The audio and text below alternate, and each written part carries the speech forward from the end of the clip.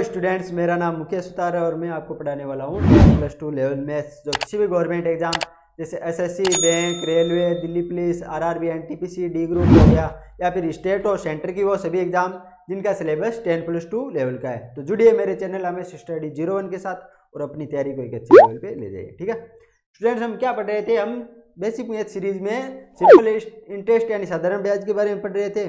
कुछ क्वेश्चन किए थे हमने और देखा था कि बेसिक फॉर्म क्या होती है और क्या पॉइंट बनते हैं साधारण ब्याज में, और हमने ये भी देखा था कि किस किस टाइप के एग्जाम में क्वेश्चन आते हैं। तो इसी चैप्टर को आज आगे बढ़ाते हैं और लगभग ये आज की क्लास में आपको उतना ज़रूर बता दूंगा जितना एग्जाम से रिलेटेड आपको चाहिए। ठीक है, तो बेसिक आज हम क्या पढ़ेंगे स्टूडेंट्स? आज क्या पॉइंट सीखेंगे? मान लो कि आप किसी व्यक्ति विशेष या फिर बैंक से लोन लेने जाते हो। आप लोन लेने जाते हो और वो आपको कुछ कंडीशन रख दे। पहले हम क्या पढ़ रहे थे कि हम देख रहे थे कि हमें फिक्स टाइम में फिक्स दर थी हमारी, बस उतना ही था। अगर व्यक्ति विशेष कुछ अलग कंडीशन रख दे, ये बोल दे, मान लो आपने प्रिंसिपल अमाउंट कितना 10,000 का लोन लिया है। आपने क्या बैंक से 10,000 का लोन लिया है, लेकिन बैंक की कुछ शर्तें है या फिर कुछ कंडीशन है। क्या कंडीशन है? बैंक क्या कहता है कि मैं तुम्हें लोन दूंगा, लेकिन मेरी ये कंडीशन है कि मैं पहले 3 वर्ष के लिए तुमसे 7% की दर से ब्याज लूंगा। बैंक क्या कहता है कि पहले 3 वर्ष के लिए ब्याज की दर कितनी होगी? 7% होगी, कंडीशन फर्स्ट। फिर बैंक क्या कहता है कि जब या तो तुम मुझे ये लोन 3 वर्ष में रिटर्न कर दोगे तब तो ठीक है, अगर नहीं कर पाए तो मैं क्या करूंगा, अगले 3 वर्षों के लिए या फिर 2 वर्षों के लिए रेट को कम या ज़्यादा जो भी। बैंक क्या कहता है कि अगर तुम रिटर्न नहीं कर पाए तो नेक्स्ट 2 वर्ष के लिए मैं तुम रेट को 1% बढ़ाकर या फिर 8% से कर दूंगा। यानी अब 2 वर्षों के लिए मैं ब्याज तुमसे 8% की दर कर लूंगा। यह कंडीशन होगी। फिर बैंक क्या कहता है, अगर तुम वापस नहीं चुका पाए या नहीं दे पाए 2 वर्षों में, तो मैं क्या करूंगा, अगले 5 वर्ष के लिए तुमसे किस दर पे ब्याज लूंगा? 11%। मान लो ऐसी बैंक कोई कंडीशन रखे। अब आप क्या देख रहे हो, यहाँ पे 3 वर्ष के लिए दर कितनी है? 7%। फिर 2 वर्ष के लिए दर कितनी है? 8%। और फिर 5 वर्ष के लिए दर कितनी है? 11%। अगर बैंक इस हिसाब से कंडीशन रखे और आपको पूछे कि आप कंप्लीट साधारण ब्याज बताओ, तो क्या आप बता सकते हो? नहीं बता सकते। क्यों? क्योंकि यहाँ पे आप देख रहे हो कि आपके पास टाइम तो कितना आ जाएगा, ये आ जाएगा 5 10 वर्ष। लेकिन टाइम तो 10 वर्ष आ जाएगा, लेकिन यहाँ पे हर टर्म के लिए, इस टाइम पीरियड के लिए रेट अलग है, इस टाइम पीरियड के लिए अलग है। कैसे निकालोगे? तो आपको क्या करना पड़ेगा, इन सभी का अलग अलग ऐसा ही निकालना पड़ेगा। तो क्या करना पड़ेगा, फर्स्ट SI1 निकालना पड़ेगा आपको, यानी इस टाइम पीरियड के लिए आपको निकालना पड़ेगा। अगर वो 3 वर्ष के लिए मुझे 7% की दर से ब्याज देता है, नहीं अमाउंट देता है, तो उस टाइम का ब्याज कितना होगा? SI1 कितना हो जाएगा आपका? प्रिंसिपल अमाउंट हमारा आपका कितना है? 10,000। रेट कितनी है आपकी? 7%। टाइम कितना है? 3 वर्ष। तो ये बट्टे 100 में बेसिक मेथड हमने कल पढ़ाई है, तो कितना हो जाएगा? 7 21, यानी ये आ जाएगा हमारे पास 2100 रुपये। यानी 3 वर्ष का, फर्स्ट कंडीशन के अनुसार 3 वर्ष का 7% की दर से ब्याज इतना हो जाएगा। अगर आप इस ब्याज के साथ में आप प्रिंसिपल अमाउंट लौटा देते हो बैंक को, तब तो कोई दिक्कत नहीं है। अगर नहीं लौटा देते हो तो बैंक क्या करता है, अब आपकी अगले 2 वर्षों के लिए दर अलग होगी, अब यानी ब्याज भी अलग निकलेगा। तो हम क्या करते हैं, दूसरी कंडीशन में इसे SI2 मानते हैं। SI2 क्या है? ये पूरे का नहीं है, इस टर्म का है, सिर्फ इस टर्म का, यानी इन 2 वर्षों का है SI2। ये चीज़ आपको ध्यान रखनी है। तो SI2 कितना हो जाएगा? प्रिंसिपल अमाउंट तो हमारा इतना ही है, अब दर कितनी है? 8%। टाइम कितना है? 2 वर्ष। और ये बट्टे में 100, तो 2 0 से 2 0 कट जाएंगे, 8 दूनी 16 और 100, यानी 1600 हो जाएगा। समझ में आया?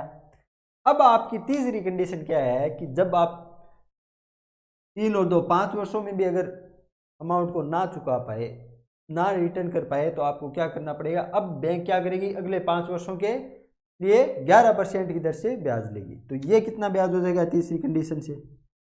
मान लो SI3 कितना हो जाएगा? 10,000 हमारा प्रिंसिपल अमाउंट है, रेट कितनी है अभी 11%, टाइम कितना है 5 वर्ष, तो बट्टे में 100, 2 जीरो से 2 जीरो कट जाएगी, कितना हो जाएगा 4 5 55 यानी 5500। तो आपने क्या देखा कि जब आपको 3 कंडीशन रख दे कि अलग अलग टाइम के पीरियड के दौरान अलग अलग रेट रहेगी, तो आप क्या कर रहे हो कि हमारा इंटरेस्ट भी अलग आ रहा है ना। तो बेसिक ये आपका, मान लो मैं पूछूँ आपको कुल कितना इंटरेस्ट देना पड़ेगा 12 यानी 12 वर्ष के लिए, सॉरी 10 वर्ष के लिए। तो आप देख रहे हो कितना, पहले 3 वर्ष के लिए हमें 2100 का इंटरेस्ट दे रहे हैं, फिर 1600 का दे रहे हैं, फिर क्या दे रहे हैं 5500 का। तो 2100 और 1600 कितने, 27, 37 और 87, 5, 92 यानी 9200 रुपये का आपने कुल इतना इंटरेस्ट दिया। तो आपने 10 वर्ष के लिए कुल इतना इंटरेस्ट दिया, तो क्या सीधे डायरेक्ट ऐसे निकाल सकते हो आप? नहीं निकाल सकते। तो आपने क्या देखा कि पहले आपने 3 वर्ष का अलग से निकाला, फिर 2 वर्ष का अलग निकाला और 5 वर्ष का अलग निकाला और सभी को साथ में जोड़ दिया। ठीक है, समझ में आया? आप इस तरह से निकाल सकते हो, इसमें तो कोई दिक्कत नहीं होगी। अब आपको क्या करना है कि अब जब भी एग्जाम में क्वेश्चन आए तो आप क्या देख रहे हो कि आपने क्या किया, इसका निकाला अलग लेकिन लास्ट में सभी को जोड़ दिया। अगर आप ये शुरुआत में ही कर दे, यानी पहले ही आप इस कंडीशन को रख दे, जैसे 1 मिनट, तो हम कैसे निकालेंगे कि जब हमें मान लो कंडीशन दे दे, पहली कंडीशन क्या है कि राशि समान हो। अगर हमारी राशि समान हो, क्या कंडीशन है, राशि समान हो, राशि समान हो, यानी अगर हमें बैंक बोले कि मैं तुम्हें एक फिक्स प्रिंसिपल अमाउंट दूंगा, लेकिन कंडीशन रहेगी कि उसमें अलग अलग टाइम पीरियड के दौरान अलग अलग रेट लगेगी। अगर राशि समान हो, मान लो P है प्रिंसिपल अमाउंट, और उस पर मान लो R1 दर लगती है कितने, T1 टाइम के लिए, फिर R2 दर लगती है T2 टाइम के लिए, और फिर लास्ट में क्या, मान लो R3 दर लगती है T3 टाइम के लिए। ऐसी कंडीशन है और ऐसे चलती रहती है। अब मुझे बताओ कि इस P प्रिंसिपल अमाउंट पर कुल कितना SI होगा। तो आप कैसे निकालोगे, मैंने क्या बोला था, इसका अलग निकालो, इसका अलग निकालो और इसका अलग निकालो, लास्ट में जोड़ दो। तो SI कुल SI कितना हो जाएगा, ये आ जाएगा SI1। SI1 क्या था, इस रेट पर इस टाइम पीरियड के दौरान इंटरेस्ट कितना हो जाएगा, P R1 T1 अपॉन 100। अब फिर हम क्या कर रहे थे, लास्ट में सभी को जोड़ रहे थे। अब हम क्या करेंगे, इसमें दूसरा जोड़ देंगे, P दूसरा कितना हो जाएगा, इस रेट से इस टाइम पीरियड पे R2 T2 अपॉन 100, वहीं P R3 T3 अपॉन 100, ऐसे चलता रहेगा। तो ये हमारे पास प्रिंसिपल अमाउंट, यानी एक जब हमारे पास प्रिंसिपल अमाउंट हो और अलग अलग टाइम पीरियड पर अलग अलग रेट से इंटरेस्ट देना पड़ रहा है, तो हमारे पास टोटल इंटरेस्ट कितना आ जाएगा, ऐसे आ जाएगा। अब हम क्या कर सकते हैं, इसमें P अपॉन 100 कॉमन ले सकते हैं, 12 आ सकता है ना, तो किसी को दिक्कत नहीं। और अंदर क्या रह जाएगा, ये रह जाएगा R1 T1 plus R2 T2 plus R3 T3, ऐसे चलता जाएगा। ये हमारा SI हो जाएगा, ऐसा ही हो जाएगा फर्स्ट कंडीशन का, जब हमारे पास राशि समान हो। अगर हमें एक ही राशि पर अलग अलग टाइम पीरियड के लिए अलग अलग दर से ब्याज देना पड़ रहा है, तो हमारा ब्याज क्या आएगा, P upon 100 into R1 plus R1 T1 plus R2 T2 plus R3 T3, और आगे भी अगर और टाइम पीरियड है और रेट है तो ऐसे चलता रहेगा। ठीक है, फिर दूसरी कंडीशन क्या कहती है, दूसरा पॉइंट क्या कहता है कि पहले तो ये क्या हो रहा था, यहाँ पे राशि समान थी, यानी प्रिंसिपल अमाउंट एक था। अब अगर ये हो जाए कि यहाँ पे दर समान हो, दर या रेट समान हो, रेट समान हो, अब बैंक क्या कहता है कि मैं तुम्हें धन तो दूंगा, लेकिन ये कंडीशन रहेगी कि रेट तो समान रहेगी सभी टाइम में, लेकिन कंडीशन क्या रहेगी, मान लो ये बोल दे कि मैं तुम्हें पहले 5 वर्ष के लिए 10,000 दूंगा, फिर अगले 3 वर्ष के लिए मैं तुम्हें 7,000 दूंगा, और अगले 9 वर्ष के लिए मान लो मैं तुम्हें 11,000 दूंगा। ऐसे कंडीशन बन जाए और रेट हमेशा एक ही रहे, तो क्या होगा, इंटरेस्ट। देखते हैं, तो वही हो जाएगा। मान लो आपकी रेट कितनी है, R फिक्स रेट है, इसमें तो किसी को दिक्कत नहीं कि रेट ऑफ इंटरेस्ट कितना है, हमारे पास R है। और कंडीशन क्या है कि मान लो हमें P1 अमाउंट मिलता है T1 टाइम के लिए, फिर हमें P2 अमाउंट मिलता है T2 टाइम के लिए, और फिर हमें P3 अमाउंट मिलता है T3 टाइम के लिए। समझ में आया? तो अब आपका टोटल SI कितना हो जाएगा, तो आप ऐसे निकाल सकते हो कि जब हम इससे निकालेंगे तो क्या आ जाएगा हमारे पास, इसकी तरह आ जाएगा R P1 T1 plus R P2 T2 हो जाएगा, और यहाँ पे R P3 T3 ऐसे चलता रहेगा। तो क्या कॉमन आएगा उसमें से, हमारा आएगा R/100। क्या कॉमन आएगा, R/100, ये कॉमन आ जाएगा, और अंदर क्या रह जाएगा, P1 T1 रह जाएगा, प्लस P2 T2 रह जाएगा, प्लस P3 T3 रह जाएगा, ऐसे चलता जाएगा। तो ये सेकेंड कंडीशन का हमारे पास इंटरेस्ट यानी ब्याज आ जाएगा। समझ में आ गया आपको, कोई दिक्कत नहीं, इतना तो समझ में आ गया, ठीक है। तीसरा कंडीशन क्या कहती है, तीसरी कंडीशन कहती है कि अगर हमें समय समान दिया जाए, यानी समय समान है, समय समान है, समय समान है यानी मान लो किसी फिक्स टाइम टी के लिए। अब बैंक क्या कहती है कि मैं तुम्हें इंटरेस्ट दूंगा, सॉरी मतलब लोन दूंगा, तो कंडीशन क्या रहेगी, बैंक कहती है कि मैं तुम्हें 5,000 रुपये दूंगा और 7% इधर से दूंगा 3 वर्ष के लिए, फिर नेक्स्ट 3 वर्ष के लिए मान लो कोई और अमाउंट हो जाएगा और दर हो जाएगी, फिर वापस 3 वर्ष के लिए, यानी टाइम पीरियड क्या चल रहा है हमारे पास, 3-3 वर्ष का चल रहा है। हमें 3 वर्ष का टाइम पीरियड के दौरान पहले अलग प्रिंसिपल अमाउंट मिलता है, अलग दर मिलती है, फिर नेक्स्ट 3 ईयर के लिए अलग अमाउंट अलग दर, और नेक्स्ट 3 ईयर के लिए अलग अमाउंट अलग दर, इस तरह से चलता है। यानी जब हमारा टाइम पीरियड समान हो तो ऐसा ही कितना हो जाएगा, ऐसा ही हो जाएगा। अब तो आप सीधे निकाल सकते हो कि यहाँ पे कॉमन क्या आ जाएगा, ये आ जाएगा T/100। क्या आएगा, T/100। जब T/100 कॉमन आएगा तो कितना बचेगा अंदर, ये बच जाएगा P1 R1 plus P2 R2 plus P3 R3, ऐसे चलता जाएगा। तो ये हो जाएगा तीसरी कंडीशन का SI। तो क्या आप ऐसा ही निकाल सकते हो, अब तो आपको कोई दिक्कत नहीं होगी कि जब भी आपको बोल दे कि कंडीशन के हिसाब से बोल दे कि मान लो प्रिंसिपल अमाउंट सेम है, एक ही प्रिंसिपल अमाउंट पर है, अलग टाइम पीरियड के दौरान अलग रेट है, तब आप टोटल ऐसा ही निकाल सकते हो। ओके, फिर आपको अगर दर समान दे दे, रेट समान दे दे, और टाइम पीरियड अलग हो और हमारा उसी टाइम पीरियड के लिए दौरान अलग प्रिंसिपल अमाउंट हो, तब हम ऐसा ही निकाल सकते हैं। और वहीं एक तीसरी कंडीशन, अगर हमें एक फिक्स टाइम पीरियड के दौरान अलग अलग रेट पर अलग अलग अमाउंट मिल रहा है, तो भी हम टोटल ऐसा ही निकाल सकते हैं। ओके, समझ में आ गया। नेक्स्ट आगे बढ़े, ठीक है। करेंगे अब हम एक क्वेश्चन करेंगे कि टॉपिक से रिलेटेड क्वेश्चन कैसे आता है एग्जाम में, ठीक है। तो क्वेश्चन क्या कहता है कि 5,000 की राशि के लिए 4 वर्ष के लिए 5% की दर, और अगले 5 वर्ष के लिए 4% की दर, और अगले 3 वर्ष के लिए 6% की दर से कुल ब्याज कितना होगा। क्वेश्चन क्या कहता है कि राशि कितनी है हमारे पास, प्रिंसिपल अमाउंट हमारे पास कितना है, 5,000 है। कितना है, 5,000 है, ठीक है। और कंडीशन क्या कहता है कि पहले 4 वर्ष के लिए दर कितनी रहेगी, 5%, यानी 4 वर्ष के लिए दर 5% रहेगी। फिर क्या होगा, फिर होगा अगले, सॉरी पहले 4 वर्ष के लिए दर 5%, और फिर अगले 5 वर्ष के लिए दर 4%, यानी 5 वर्ष और 4% दर। फिर क्या है, अगले 3 वर्ष के लिए 6% दर।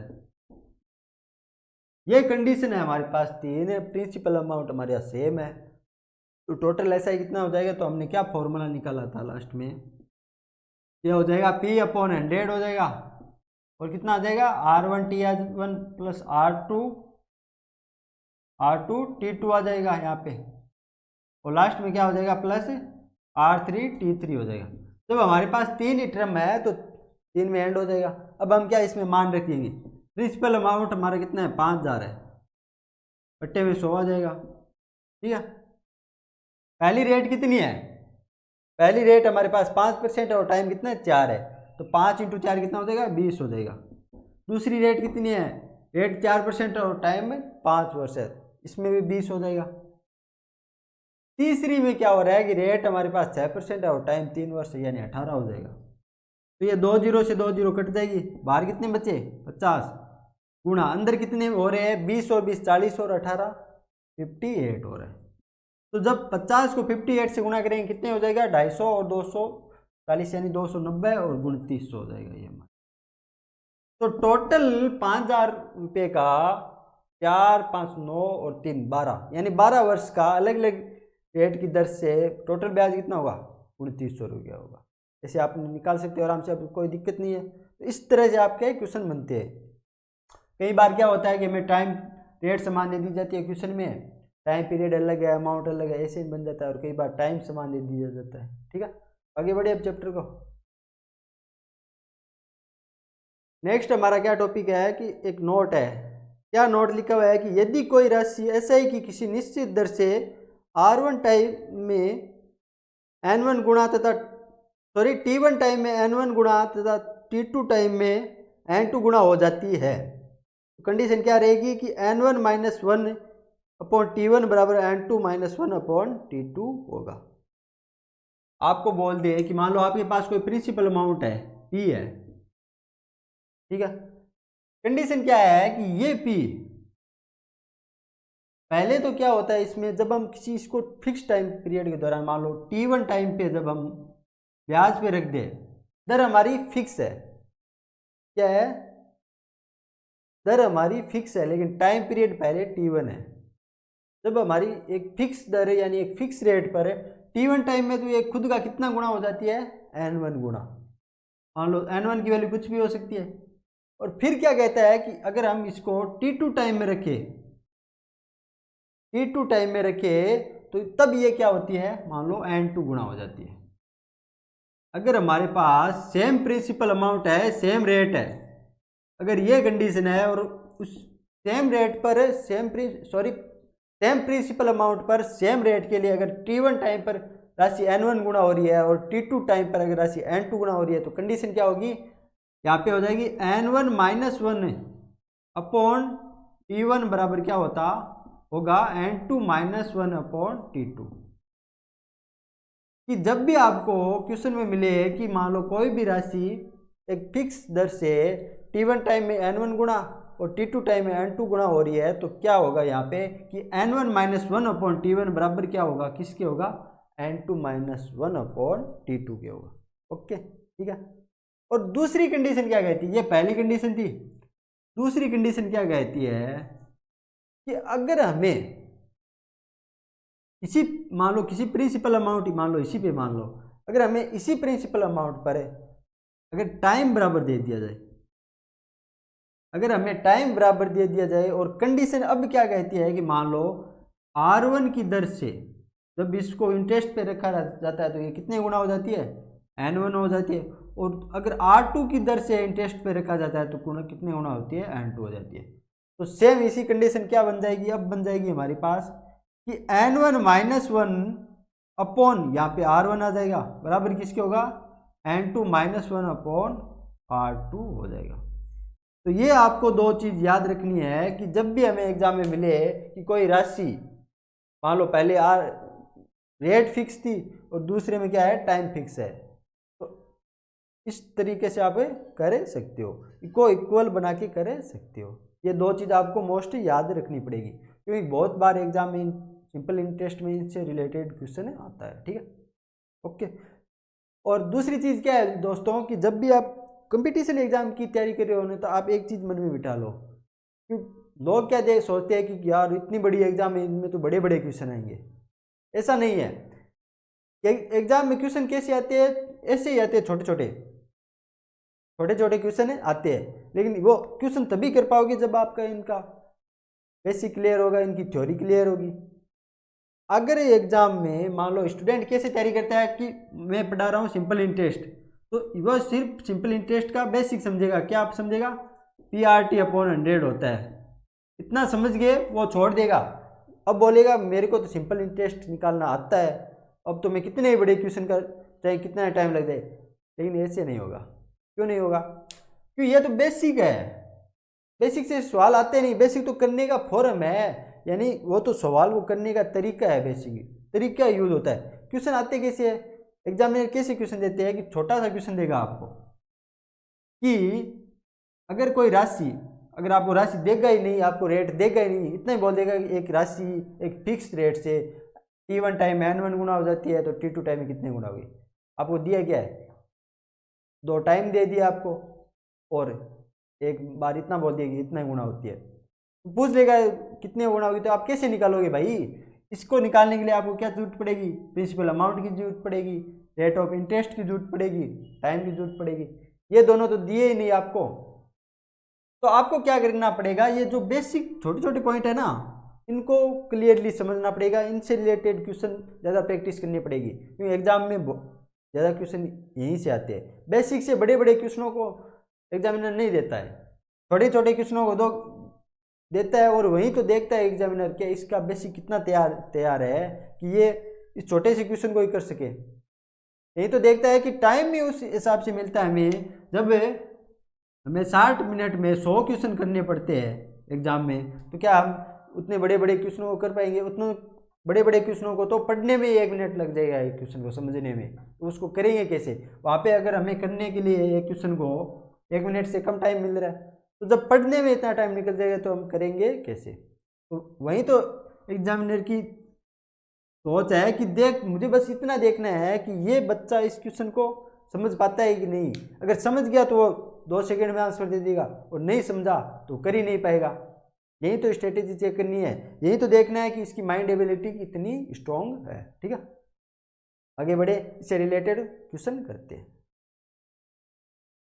तो स्टूडेंट्स, क्वेश्चन क्या कहता है कि कोई राशि ऐसा ही कि किसी निश्चित दर से 6 वर्ष में 4 गुना हो जाती है, तो ये राशि इसी दर से कितने समय में 8 गुना होगी। तो मान लो हमारे पास P राशि है, निश्चित दर यानी R रेट से। कंडीशन क्या कहता है कि पहले 6 वर्ष में, तो T1 की वैल्यू कितनी आ जाएगी, 6 वर्ष आ जाएगी, और N1 की वैल्यू कितनी हो जाएगी, कितने गुना होती है, 4 गुना, 4 आ जाएगी। फिर हमें क्या दे रखा है कि तो यह राशि इसी दर से कितने समय में 8 गुना होगी। अब हमें T2 निकालना है, और N2 हमें कितना दे रखा है, 8 दे रखा है। तो मैंने क्या बोला था, जब रेट फिक्स हो, प्रिंसिपल अमाउंट फिक्स हो और टाइम दे रखा हो, तो हमें कैसे निकालेंगे। N1 यानी 4 माइनस 1 बट्टा T1 यानी 6 बराबर किसके होगा, N2 यानी 8 माइनस 1 बट्टे T2। अब T2 निकालना है, तो यहाँ पे कितने आ जाएंगे, 4 माइनस 1 3 बट्टे 6, ये 7 बट्टे T2। ओके, अब क्या करो, क्रॉस मल्टीप्लाई कर दो। क्रॉस मल्टीप्लाई करोगे तो ये 3T2 हो जाएगा, इसकी वैल्यू कितनी हो जाएगी, या फिर आप सीधे इसको काट दो, यहाँ पे 2 बार जा रहा है, और अभी क्रॉस मल्टीप्लाई कर दो, ये यहाँ पे T2 हो जाएगा, और 7 दूनी 14 हो जाएगी। तो समझ गए। तो हमने क्या समझा कि अगर कोई राशि एक निश्चित दर से अगर 6 वर्ष में 4 गुना हो रही है, तो वो 14 वर्ष में 8 गुना होगी। ओके, ऐसे आप एक क्वेश्चन कर सकते हो, एग्जाम में समझ सकते हो। तो अगर आपको ये क्वेश्चन, अगर आपको बेसिक पता था कि N1 minus T1 sorry N1 minus 1 upon T1 बराबर N2 माइनस 1 अपॉन T2 होता है, तभी एक चुटकी में 2 सेकंड में कर दिया है। ये तो मैंने लिखने के लिए आपको समझाया, आप थोड़ी करते। आप तो क्या समझते हैं, 4 माइनस 6 2 नहीं, 4 माइनस 1 बटे 6 सीधे लिखते आप, बस यहाँ पे लिखने की इतनी जरूरत थोड़ी पड़ती, सिर्फ 10 सेकेंड में आंसर कर देते। तो आपको बेसिक क्लियर होना चाहिए। बेसिक का क्लियर होने का मतलब वो नहीं है कि बेसिक PRT अपॉन 100 ही क्लियर होना चाहिए, नहीं, आपको समझना है। बस मेरे कहने का मतलब, मेरी क्लास रखने का मतलब ही यही है कि आप समझो कि एग्जाम में क्वेश्चन किस टाइप से बनते हैं। बड़े बड़े क्वेश्चनों के चक्करों में आप बैठे रह जाओगे और इतने छोटे छोटे क्वेश्चन नहीं कर पाओगे। बड़े बड़े क्वेश्चन तो हमारे बोर्ड एग्जाम में आते हैं, वहाँ पे हमें एग्जामिनर देखता है कि ये बच्चे की माइंड एबिलिटी कितनी है, ये कितना याद रख सकता है, कितना लंबी बड़ी बड़ी चीज़ों को समझ सकता है। यहाँ पे तो हमें हमारी माइंड एबिलिटी देखता है कि हमें क्विक आंसर कितने आते हैं। अगर हमें छोटी छोटी चीज़ों को अगर समझ सकते हैं, तभी तो हम स्ट्रॉन्ग बनेगा हमारा माइंड। ठीक है, नेक्स्ट क्वेश्चन क्या कहता है कि कोई राशि ऐसा है कि 10% दर से किसी निश्चित समय में 7/2 गुना हो जाती है, तो ये राशि किस दर से इसी समय में 2.5 गुना होगी। अब आपको क्या दे रखा है, आपको टाइम समय समान दे रखा है, दर अलग अलग दे रखी है। उससे 2 नंबर क्वेश्चन क्या हो जाएगा, मान लो P राशि है और T टाइम है, तो कंडीशन क्या है, पहली कि 10% दर से निश्चित समय में 7/2 गुना हो जाती है। दर हमें 10% दे रखी है और मान लो ये किसकी वैल्यू आ जाएगी, ये R1 की आ जाएगी और 7/2 गुना हो जाती है, ये आ जाएगी N1 की वैल्यू। फिर पूछा क्या है, तो ये राशि किस दर से इसी समय में 2.5 गुना होगी। अब हमें R2 की वैल्यू निकालनी है और N2 की वैल्यू कितनी है, 2.5 गुना। ठीक है, आपको सेकेंड फॉर्मूला लिखना है N1 माइनस 1 7/2 गुणा 2 माइनस 1 अपॉन R1 कितना हो जाएगा, 10 आ जाएगा। किसके इक्वल होगा, N2 2.5 माइनस 1 अपॉन R2। तो ये कितना आ जाएगा, जब इसको 2 में भाग देंगे 3.5 बनेगा, 3.5 से 1 गया, कितने बचेंगे हमारे पास 2.5। कितना आ जाएगा, ऊपर आ जाएगा 2.5/10 आ रहा है, यहाँ पे 1.5 और बट्टे में R2 आ रहा है। दोनों तरफ पॉइंट है तो यहाँ से कट जाएगा, फिर यहाँ से 5 से कट रहा है, 3 बार जा रहा है और 5 बार जा रहा है, ये 2 बार जा रहा है, तो ये क्रॉस मल्टीप्लाई करेंगे तो R2 की वैल्यू कितनी आ जाएगी, 3 दूनी 6, यानी 6% रेट। ठीक है, समझ में आ गया कि जब हम 10% रेट पर रखेंगे तो राशि अगर 3.5 गुना होगी, तो 6% रेट पर रखेंगे तो राशि 2.5 गुना होगी। ओके, समझ में आ गया। नेक्स्ट आगे बढ़े। क्या कहता है कि यदि 2,000 रुपये की राशि SI की किस्त निश्चित दर से 5 वर्ष बाद 3,000 हो जाती है, यदि ब्याज की दर 3% अधिक होती तो ये राशि कितनी होती। क्वेश्चन क्या कहता है कि मान लो ये 2 पार्ट में समझो इस क्वेश्चन को। पहला कि मान लो हमारे पास प्रिंसिपल अमाउंट कितना है, 2,000 है। प्रिंसिपल अमाउंट हमारा कितना है, 2,000 है। ठीक है, और क्वेश्चन क्या कहता है कि किसी निश्चित दर से 5 वर्ष बाद 3,000 हो जाता है, यानी टाइम कितना आ गया हमारे पास 5%, 5 वर्ष। दर निश्चित है मान लो R% की दर से, और 3,000 हो जाता है, इसका क्या मतलब हुआ कि A आ रहा है, यानी कंपाउंड मनी कितनी आ रही है हमारे पास, मिश्र धन कितना आ रहा है, 3,000 है। फिर मिश्र धन 3,000 आ रहा है, यानी क्वेश्चन क्या कह रहा है कि ये 2,000 5 वर्ष बाद इस रेट से 3,000 हो जाता है। इसका क्या मतलब हुआ, प्रिंसिपल अमाउंट तो सेम ही है, लेकिन जो बढ़ रहा है वो क्या बढ़ रहा है, हमारे पास ब्याज बढ़ रहा है। तो ब्याज बढ़ रहा है तो ऐसा ही कितना हो जाएगा, यहाँ पे 3,000 माइनस 2,000 यानी 1,000 हो जाएगा। तो पहला फॉर्मेट तो आप क्या करो कि हमारे पास मिश्र मूलधन है, टाइम है, रेट है, तो ऐसा ही है, दोनों को इक्वल कर दो और रेट आ जाएगी। जैसे ऐसा ही कितना होता है हमारे पास 1,000 है, 1,000 की वैल्यू की किसके इक्वल कैसे आएगी, कैसे निकाला जाए इसको 1,000 को, TRT/100, यानी 2,000 5 वर्ष हो जाएगा और रेट आ जाएगी। ठीक है, तो यहाँ से कितनी आ जाएगी, ये कट जाएगा 2 बार, ये एक कटेगा और ये 5 दूनी 10, 10 R की वैल्यू कितनी आ रही है, 100 आ रही है, तो यहाँ से R की वैल्यू कितनी आ जाएगी, 10%। अगर R की वैल्यू हमारे पास 10 आ रही है और नेक्स्ट क्वेश्चन आगे क्वेश्चन क्या कह रहा है कि यदि ब्याज की दर 3% अधिक होती तो ये राशि कितनी होगी। 3% अधिक होती मतलब अब वर्तमान रेट कितनी हो जाएगी, 10 और 3 13%। ये मान लो R1 थी और ये R2 हो जाएगी। अब हमें निकालना किसका है, इसका, तो इसका निकाल सकते हो आप आराम से। कैसे, इस 2,000 को SI2 मान लो कितना हो जाएगा, इस 2,000 को 13% की दर से 5 वर्ष का ब्याज कितना हो जाएगा, ये हो जाएगा 0 और 20×5 100 और 3 1300 हो जाएगा। 1300 ब्याज हो रहा है और 2,000 राशि है, तो मिश्र धन कितना हो जाएगा, 3300 हो जाएगा। फर्स्ट तो आप ऐसे निकाल सकते हो कि आप क्या करो, पहले रेट निकाल लो और उसमें जो हमारी एक्स्ट्रा रेट है उसको जोड़कर वापस ब्याज निकालो और वापस निकाल लो। ठीक है, दूसरा मेथड क्या करो, आप एक चीज समझ रहे हो, आप इतना समझो कि मान लो इस 2,000 की राशि को 5 वर्ष के लिए पहले R% से ब्याज पे दिया, अब 3% बढ़ रहा है, इसका क्या मतलब आप इतना समझ लो कि मान लो अगर हम उस 3% को,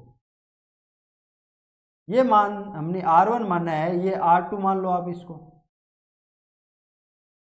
ये R1 माना है और ये R2 मान लो आप, और ऐसे समझो क्वेश्चन क्या कह रहा है, अगर 3% अधिक होती, लेकिन टाइम पीरियड तो वो 5 ही वर्ष है, ये तो नहीं है कि अगले 5 वर्ष में 3 बढ़े। लेकिन हमें क्या समझना है कि हम ये समझते हैं कि मान लो 5 वर्ष में ये R1% की दर से ब्याज दे रहा है, और फिर क्या होता है, हम सेकेंड फॉर्म क्या समझेंगे कि अगले 5 वर्ष में 3% की दर से देगा, तभी तो मिलाकर 3% बढ़ जाएगी। इसलिए क्वेश्चन में हमने क्या समझा था कि टाइम पीरियड अगर बराबर हो, रेट अलग अलग है, तो हम रेट जोड़ सकते हैं, नहीं SI को जोड़ कर निकाल सकते हैं। वैसे आप इतना समझो कि अगर 3% अधिक है, इसका क्या मतलब हुआ, अगर हम ऐसे समझ सकते हैं कि मान लो अगले 5 वर्ष के लिए इसी सेम टाइम के लिए रेट 3% ही रहे, तभी वह 3% अधिक निकल जाएगी। तो आप ऐसे निकाल सकते हो कि मान लो अगर हम 2000 का अगले 5 वर्षों के लिए अगर 3% अधिक होगी तो मतलब 3% का ही ब्याज निकाल लें। ऐसे भी समझ लो कि अगर 3% बढ़ रही है तो क्या हो रहा है, अगर 8% की दर से ब्याज इतना आ रहा है तो 1% बढ़ता, अगर हम उस 1% को अलग निकाल ले तो ब्याज बढ़ जाता। वैसे अगर हम उस 3% को बढ़ रहा मतलब 3% का इसी टाइम पीरियड के लिए अगर अलग ब्याज निकाल ले तो वो बढ़ जाएगा। कितना हो जाएगा ब्याज, 5 3 15 और इंटू 20 यानी 300 आ रहा है। लेकिन 8% की दर से ब्याज हमारा 1000 आ रहा है और 3% की दर से ब्याज कितना आ रहा है, 300 आ रहा है। तो 3% बढ़ रही है, इसका क्या मतलब 8% और 3% का मिलाकर कितना हो जाएगा, 1000 और 300 1300 हो जाएगा। तो कुल राशि कितनी बन जाएगी, 3300 बन जाएगी। समझ में आया। तो इस क्वेश्चन को आप दो टाइप से कर सकते हो, या तो आप रेट निकाल के वैसे जोड़ दो, या फिर सीधे आप ये समझ लो कि जब हमें 3% का बढ़ाना है तो हम सीधा 3% का निकाल दे सिर्फ। अगर हम अलग से 3% का निकाल दे तो हमें पता चल जाएगी कितनी बढ़ रही है, 300 बढ़ रही है उतना जोड़ दो। ओके समझ में, आगे बढ़े। नेक्स्ट क्वेश्चन क्या कहता है, किसी राशि का 10% SI की दर से 4 वर्ष का SI राशि से 900 रुपये अधिक है तो वह राशि क्या है। किसी राशि का 10% SI की दर से 4 वर्ष का ब्याज। इस क्वेश्चन में कुछ मिस प्रिंटिंग है, आप ऐसे कर लेना कि किसी राशि का 10% SI की दर से 4 वर्ष का ब्याज राशि से 600 रुपये कम है, ऐसे कर लेना, क्योंकि अधिक नहीं हो सकता। 10% की दर से 4 वर्ष का ब्याज तो अधिक कैसे होगा, आप समझ सकते हो। ठीक है, तो क्वेश्चन क्या बोल रहा है, किसी राशि का 10% SI की दर से 4 वर्ष का ब्याज। हमने क्या माना हमने माना प्रिंसिपल अमाउंट हमारी क्या है, P है। फिर क्या देख रहे हैं कि 10 राशि का 10% है, R की वैल्यू कितनी है, 10% आ रही है हमारे पास में दे रखी है, R की वैल्यू 10% दे रखी है। ठीक है, SI की दर से 4 वर्ष का SI, अब 4 वर्ष का SI निकालना हमें, टाइम हमारे पास क्या है, 4 वर्ष। 4 वर्ष का SI राशि से 600 रुपये कम है, ऐसे कर लेना। ठीक है, अब हमारे पास प्रिंसिपल अमाउंट नहीं है, प्रिंसिपल अमाउंट है नहीं, हमें रेट और टाइम दे दिया, और हमें दे दिया कि जो हमारे पास ब्याज आता है, जो SI आता है वो राशि से 600 रुपये कम है, यानी हमें प्रिंसिपल अमाउंट और SI का डिफरेंस दे दिया। अब निकालना क्या, हमें राशि यानी प्रिंसिपल अमाउंट निकालना है। तो आप कैसे समझते लेते हो कि अगर हम प्रिंसिपल अमाउंट को 100 मान ले, मान तो सकते हैं, मानने में कोई दिक्कत नहीं है आपको। अगर हम प्रिंसिपल अमाउंट को 100 मान ले तो हमारा ब्याज कितना होगा, तो आप ऐसे समझ सकते हो। तो SI कितना होगा, तो SI कितना होगा, SI होगा PRT/100। तो 100 का 10% की दर से 4 वर्ष का ब्याज कितना हो जाएगा, PRT/100, ये 20 कट जाएंगे, 40 आएगा। तो हमें क्या इससे पता चला कि अगर हमारे पास प्रिंसिपल अमाउंट और SI का हम क्या करते हैं, रेशियो निकाल लेते हैं। ठीक है, क्वेश्चन क्या कहता है कि अगर हम प्रिंसिपल अमाउंट P पर 10% की दर से 4 वर्ष का ब्याज निकालेंगे तो ब्याज राशि से कितना अधिक है, 600 अधिक है, कम है सॉरी।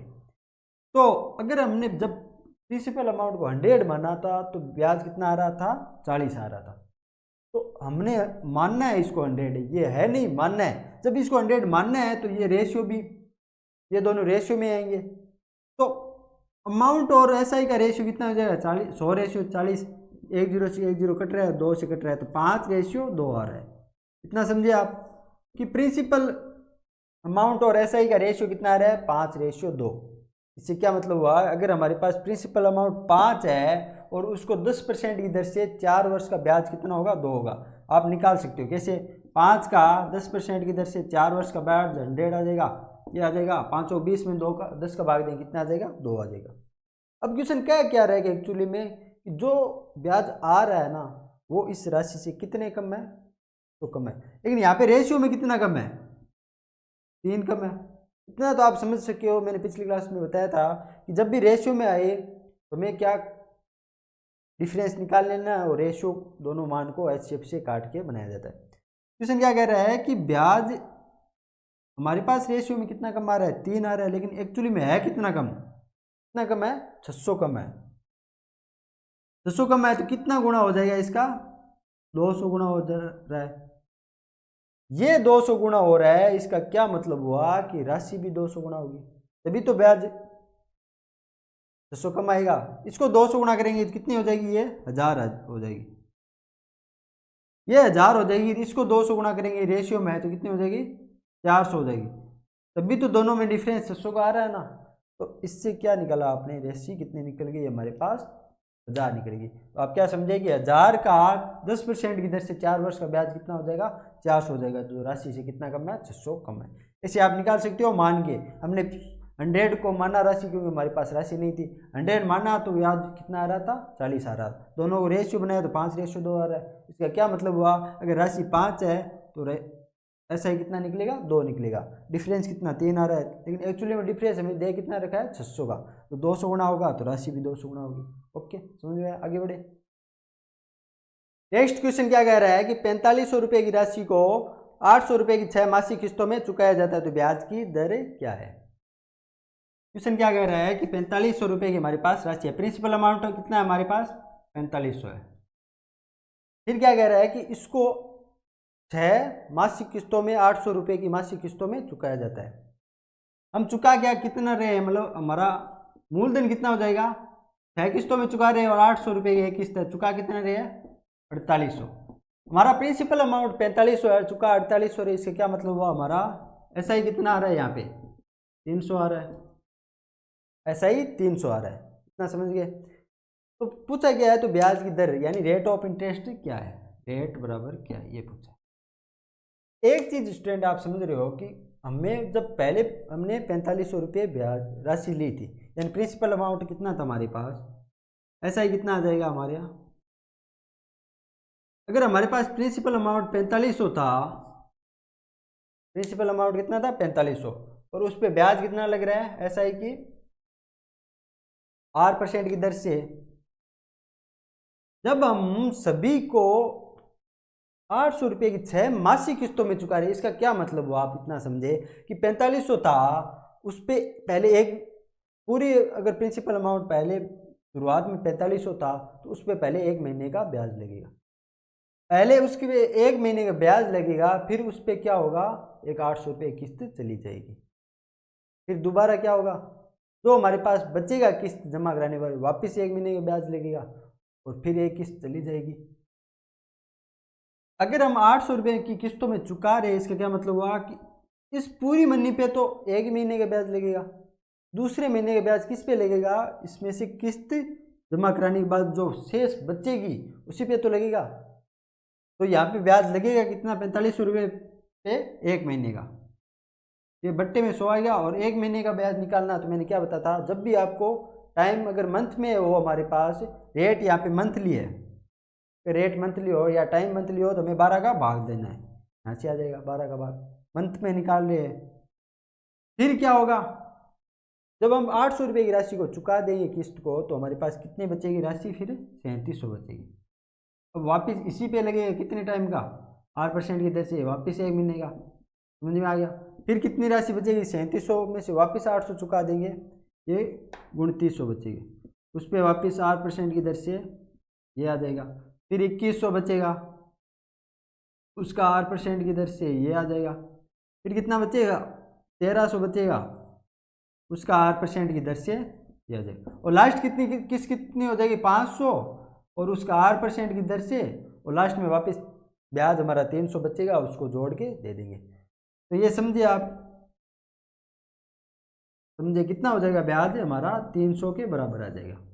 इतना समझे आप। एक चीज़ समझे कि पहले हमें 4500 पर 1 महीने का ब्याज निकलेगा, मान लिया हमने यहाँ से S1 ब्याज निकला था, उसको हमने अलग रख लिया, और फिर जो हमारे पास जो पहले मूलधन था दूसरे महीने में हमने ब्याज कितना 3700 निकाला। क्यों निकाला?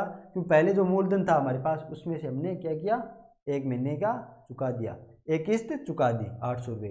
फिर हमारे पास इतना मूलधन बच गया, उस पर दूसरे महीने का ब्याज हमने माना S2 निकल गया है, तीसरे का माना हमने S3 निकला है, चौथे का S4, पाँचवें का S6 और लास्ट में जो हमारे पास 500 रुपये मूलधन था उस पर जितना ब्याज बनता है रेट से, जितनी भी रेट आएगी उस रेट से जो ब्याज बनता है उस सभी में जो पीछे का सारा ब्याज था उसको मिलाकर जोड़ेंगे तो 300 आ रहा है ब्याज। जब इन सभी का ब्याज इक्वल करेंगे तो ये 300 के इक्वल आएगा। तो यहाँ से कॉमन क्या रहा, आप चीज देख रहे हो सभी में 2 जीरो है और 100 नीचे है तो कट रहा है, तो आप काट दो, जो कट रहा है उन सभी को काट दो। यहाँ से कट रहा है, यहाँ से भी कट रहा है। अब आप देख रहे हो सभी में R/12 गुना हो रहा है, R/12 कॉमन आ रहा है, R/12 कॉमन ले लो। यहाँ से कितने बचेगा 45, यहाँ से 37, यहाँ से 29, यहाँ से 21 आ जाएगा, यहाँ से 13 आ जाएगा और यहाँ से 5 आ जाएगा। इसकी वैल्यू है कितनी एक्चुअली में 300 आ रही है। तो R की वैल्यू कितनी है, R गुणा ये अंदर कितना बच जाएगा 45 और 37 82 29, ये कितने बन जाएगा 111 और 21 132 और 13 135 45 150 150 बन रहा है, बट्टे में कितना 12 300 आ रहा है। तो आप देख रहे हो 150 को 300 दो बार कटेगा तो R कितना आ जाएगा हमारे पास 24 आ जाएगा। ये मैंने आपको इतना बड़ा क्वेश्चन समझाने के लिए किया है, सिर्फ समझाने के लिए किया है कि जब आप पहली बार हमारे पास पूरा टोटल अमाउंट था 4500, तो पहली बार ब्याज इस पे लगेगा, फिर एक किस्त चुकाने के बाद इतना बचेगा उस पे लगेगा दूसरे मंथ, फिर इस पे लगेगा, फिर इससे, ये चीज़ आप समझ पाए। अब आपको इतना बड़ा नहीं करना है, आपको कैसे करना है, हमारे पास रेट आ कितनी रही है 24% आ रही है, एक मिनट ध्यान रखना। आपको कैसे करना है मैं अभी बताता हूँ। आपको क्या करना है कि आपको ये चीज़ समझनी है कि आप बस इतना ध्यान रखो कि पहले हमारे पास प्रिंसिपल अमाउंट शुरुआत में कितना था 4500, हमने 800 दे दिया, कितना बचा 3700, फिर वापस 8 दिए 2900, 8 दिए कितना 2100, वापस 8 दिए 1300, 800 दिए और 500, 6 किस्त हो गई। अब आप इन सभी का ऐड कर लो, कितने हो रहे, यहाँ से 0 आ रहा है, यहाँ से 0 आ रहा है और 5 7 5 12 9 21 हो जाएगा, 22 और 8 30 का 0 आ रहा है, कैरी थर्ड आ रही है, 4 3 7 3 10 2 12 2 14 और 1 15, यानी 15,000 है। आपको क्या करना है कि जो हमारे पास ये वैल्यू आ रही है उसको ऐड करना है और उस पर एक मंथ का ब्याज निकाल लेना है। 15,000 का R% की दर से टी टाइम, हमारा टाइम कितना है एक मंथ का निकालना है हमें, तो बट्टे में आ जाएगा 12 नीचे चला जाएगा, ब्याज देर कितना रखा है 300 दे रखा है, इक्वल कर देंगे, जो कट रहा है उनको काट देंगे। यहाँ से कट रहा है 2 5 बार कट, सॉरी ये 50 बार कट रहा है, ये 1 0 कट रहा है, यहाँ पे ये 2 कट रहा है, तो R नीचे में बट्टे में 2 × 12 आ रहा है तो उधर चला जाएगा, वहाँ पे सारा कट गया है, तो इस आ गया ना परसेंटेज। तो आपको जब भी ऐसा क्वेश्चन मिले एग्जाम में, आपको क्या करना है कि रेट किस्त की वैल्यू को घटाते हुए चलना है और जोड़ देना है, जो वैल्यू आए उसका एक मंथ का ब्याज निकाल लेना है और इक्वल करके हमें रेट मिल जाएगी। वो पहले वाला मेथड मैंने आपको समझाने के लिए किया था कि वह आया कैसे, वहीं आ रहा था हमारा, बाहर भी वहीं तो आ रहा, उसमें से पहले हमने 2 0 काट दिए थे, अदरवाइज वो 150 × R/12 तो बन रहा था, तो वो ऐसे हो जाएगा। ठीक है, ओके, समझ में आया क्वेश्चन, अच्छा क्वेश्चन था। नेक्स्ट क्वेश्चन क्या कहता है कि कोई राशि 4% की वार्षिक दर से 4 किस्तों में जमा करवाई जाती है, यदि देय राशि 848 रुपये तो प्रत्येक समान किस्त कितनी है। हम मान लेते हैं कि हम 100 रुपये की किस्त के रूप में राशि जमा करवाते हैं, मानना किस्त की राशि कितनी है, हम 100 रुपये जमा करवाते हैं प्रत्येक वर्ष, 100 रुपये जमा करवाते हैं। रेट हमारे कितना दे रखा है 4% दे रखा है, ठीक है, और 4 किस्तों में हमें जमा करवानी है और रिटर्न हमें कितना मिलता है कुल मिला के, ये मिलता है 848 रुपये। ठीक है, समझ में आया। तो एक चीज़ आपको समझनी है कि मान ले हमने पहली किस्त जनवरी में मान लो 2024 में जमा करवाई, ठीक है, फिर 2025 में, फिर 26 में और 27 में। लेकिन हमें क्या करना है कि जब हम चौथी किस्त जमा करवा देंगे तो उसके तुरंत बाद हमें 4 किस्त और उनका कुल वैल्यू हमें ब्याज मिला के कितने दे रहे हैं 448 रुपये मिल जाएंगे 4 किस्त जमा होने के बाद में। तो पहली किस्त हमने 100 रुपये जमा करवाई 2024 पे, इस पे हमें ब्याज कितना मिलेगा? अगर हम अलग अलग निकाले तो मान लो हमने पहली किस्त 2024 में 100 रुपये जमा कराई, उस पर ब्याज कितना मिलेगा? ये 1 साल का ये मिल जाएगा, फिर 25 से 26 1 साल का ये मिल जाएगा, और लास्ट 1 साल का ये मिल जाएगा। यानी हमें पहली किस्त पर कितने साल का ब्याज मिलेगा? 3 साल का। अगर हमें 4% इधर से मिल रहा है तो 1 साल में 4 मिल रहा है तो 3 साल में कितना मिलेगा? ऐसा ही हमारा कितना हो जाएगा? 3 × 4 मिलेगा पहली किस्त पर ब्याज। ठीक है, फिर आपको क्या याद रखना है, हमारी दूसरी किस्त भी कितनी 100 थी, लेकिन ये हमने नेक्स्ट ईयर जमा करवाई, यानी इस पे ब्याज कितना मिलेगा? एक इस ईयर का और एक इस ईयर का, 2 ईयर का मिलेगा। तो ये 2 × 4 हो जाएगा ब्याज। फिर हम क्या देख रहे हैं कि 2026 में जो 100 रुपये जमा करवाए उस पर कितने टाइम का ब्याज मिल रहा है? उस पर सिर्फ 1 ईयर का ब्याज मिल रहा है, तो ये 1 × 4 हो जाएगा। और लास्ट के जो 100 रुपये हमने किस्त जमा कराई उस पर तो आगे कोई ब्याज मिलेगा ही नहीं, यानी 0 आ जाएगा। तो हमारे पास जब ऐसा ही कितना मिल रहा है? 12, 8, 4 और 0 मिल रहा है, और हमारे पास प्रिंसिपल अमाउंट अगर ये है, ऐसा ही है, तो ये कितना हो जाएगा? टोटल हमें विसर्जन कितना मिलेगा? ये मिलेगा, यहाँ से 112 आ रहा है, यहाँ से 208 आ रहा है, यहाँ से 104 आ रहा है, और यहाँ से 100 आ रहा है। कुल कितना हो जाएगा? सॉरी 108 आ रहा है, ये हो जाएगा 400, ये हो जाएगा, और 12, 20 और 424, 424 होगा। अगर हम 100 रुपये किस्त मानकर चलते हैं तो हमें रिटर्न के रूप में 424 मिलना चाहिए, लेकिन मिल कितना रहा है? 848। मिल कितना रहा है? 848। तो कितने गुना मिल रहा है? 2 गुना। ये 2 गुना तभी पॉसिबल हो जाएगा अगर हमारी किस्त की वैल्यू भी डबल होगी, तो डबल होगी तो ब्याज डबल मिलेगा और राशि भी डबल हो जाएगी। तो किस्त की वैल्यू कितनी हो जाएगी? किस्त की वैल्यू हो जाएगी 100 × 2, ये हो जाएगी 200। समझ में आया? समझ में आया कि कैसे आए? कि हमने 100 रुपये मान लो किस्त मानी, उस पर 4% हमें रिटर्न मिल रहा है, और 4 साल के बाद हम जब 4 किस्तों जमा करा देंगे तो जमा करवाने के बाद हमें कुल मिला कितना रिटर्न मिल रहा है? 848। हमने 100 माना, तो हम क्या देख रहे हैं कि पहली साल जो हमने किस्त जमा कराई उस पर कितने साल का ब्याज मिल रहा है? 1, 2 और 3 साल का मिल रहा है, इसके बाद तो नहीं मिलेगा ना। तो इस पे 3 साल का ब्याज मिल रहा है, और 1 साल 4% की दर से मिल रहा है, मतलब 1 साल का 4 है तो 3 साल का 12 ब्याज मिलेगा 100 रुपये का। इस पे 2 साल का मिल रहा है तो 8 मिल जाएगा, इस पे 1 का 4, और इस पे मिलेगा नहीं 0 ब्याज। कुल टोटल अमाउंट हमें पहली साल का मिलाकर कितना हो जाएगा ब्याज के साथ? ये 112, 108, 104 और 100। तो हमें अगर 100 रुपये हम मानते हैं तो 424 मिलना चाहिए, लेकिन मिल कितना है एक्चुअली में? 848, यानी डबल होना चाहिए, तो किस्त भी डबल हो जाएगी। ओके, समझ में आया? इस हिसाब से आप क्वेश्चन कर सकते हो।